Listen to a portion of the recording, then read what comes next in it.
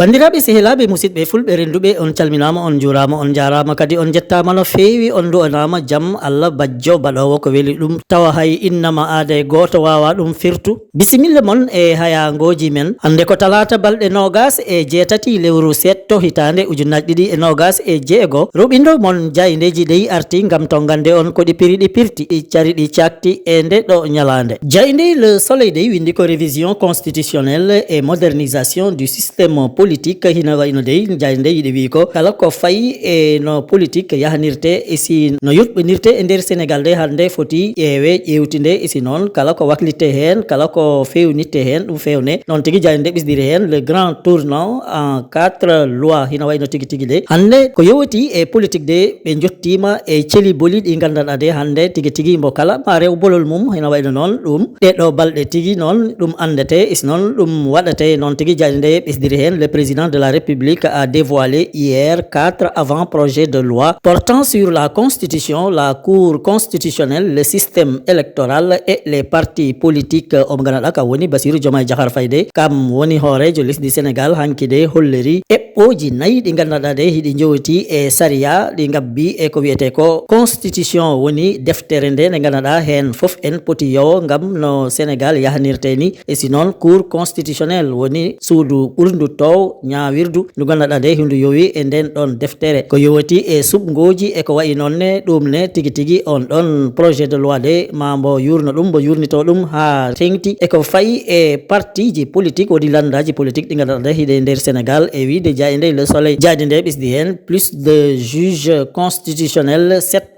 à 9 bulletins uniques CENI en lieu et place de la Sénat. Un vaste toilettage des règles du jeu politique engagé. Hina wayno tigi tigi de ɓe gandanɗa kamen jooɗi innirteɓe juge constitutionnel de heɓe gondo jeeɗiɗi kam hoorejo lesdi Sénégal de wi hanti ma ɓe naɓe ha ɓe jotto e jeenayo e si noon ko wiyete ko bulletin unique woni si sumgoji gari barwalli ɗi ɗi gandanɗa kam ɗi poti suuɓe e parti kala hanti ɗum wona barwalol gotol ngol gandanɗa kam ngol tigui nahnate ɗum ko wiyete senine tawa noon ko goomu ƴewtintoɗo e jurnotoɗo denatɗo ko fayi e sumgoji Sénat ɗum wondo joni noon ɗum wattama seni e si noon kala ko fayi e partiji politique de ma ɗum laɓɓine no hannirta ni e wiide jayde le soleil jayde le parlement de windi ko réforme des articles L29 et L30 du code électoral avant projet de loi issu des dialogues sur la justice et les systèmes politiques hina wayno de ko yowati e sariyaji guinniraɗi L29 et L30 de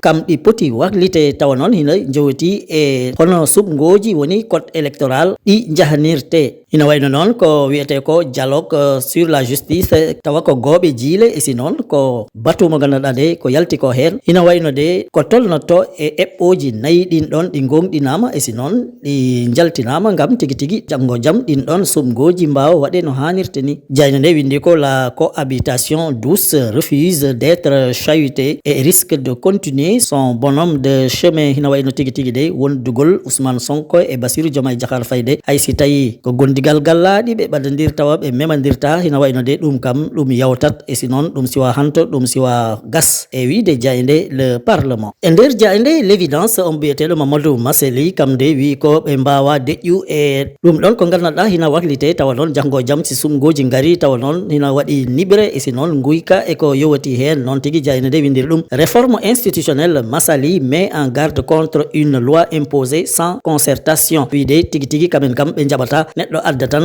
ko gandanɗa ɓe ganda ko ɗum woni ɓe pamani ɗum yowe e dow mumen ɗum noon jayde nde ɓisdi hen ko nous ne pouvons pas rester silencieux face à une telle dérive minen dey min mbawa jooɗo tan min deƴƴa si tawi woodi ko adda hina nari yowe e dow amen e ko yowati e politique tawa noon min ganda ko ɗum woni e wiide Massaly e nde nder jayende l'évidence e ɗerewol mum adanol. Jayende Dakar Times de wi ko tolnoto e ujunnaji 5 kuniyankoɓe dadiɓe de ma ɓe keple toon to Agadir hitande ujunnaji 2026 ɓe noon ɓe gimmori ko e nder Afrique e sinon ɓe gimmi ko toon to lesɗele denduɗe woni Amérique. Ɗum noon jayde nde windi ko African Lion 2026 à Agadir, 5000 militaires africains et américains en exercice. Ina wayno noon ɓen ɗon dadiɓe koniyankoɓe hebleteɓe toon to Agadir de heɓe jilla e lesɗele 4 e nder aduna he. Jayde nde ɓisdi hen 40 pays vont participer à cette formation militaire. ɓen ɗon de ɓe ganduɗa heɓe keple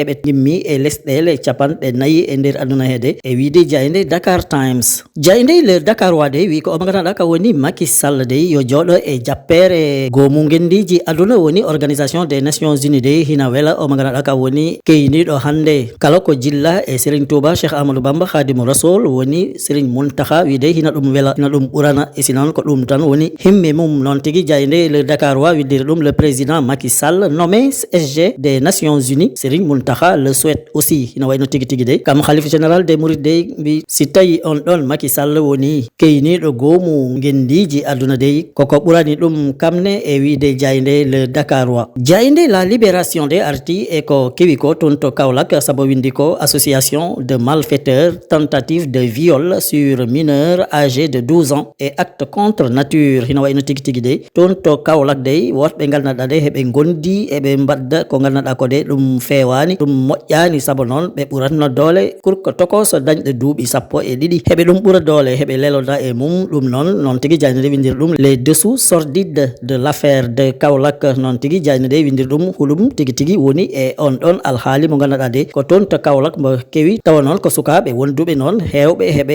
ƴoƴña woɗɓe heɓe ɗumen ɓuura doole heɓe leloda e mumen e ko welani ɗumen. noon tigui jayde nde windir ɗum 2 autres garçons âgés de 10 ans et 12 ans ont été sauvagement violés par M Gaye 16 ans élève hina wayno de sukaɓe ɗiɗo woɗɓe ɓe ganduɗa de heɓe tolni e duuɓi 10 ha duuɓi 12 de kamen tigui tigui ɓe ɓurama doole ɓe leloda o baɗɗo ɗum de ko M Gaye wiyete tawa noon homo dañi duuɓi 16 tawa noon ko élève. noon tigui jayde ɓisdiri hen M Gaye a avoué être aussi en couple avec A Ndiaye, l'autre mineur âgé de 16 ans avec qui il a tenté de violer un garçon de 12 ans avant d'être surpris. ina wayno de kam on ɗon M Gaye de e wiide jayde la libération wiide jaaɓi homo lelodatno e A Ndiaye tawa noon homo dañi duuɓi 16 kamne de ɓe kantini kamen ɓen ɗon ɗiɗo de ɓe jaahi ɓe ƴeewi kurko goɗɗo mo ganduɗa duuɓi 12 tan dañi kamen ne ɓe ɓuuri ɗum doole ɓe lelode e mum e si noon ko ɗon tigui ɓe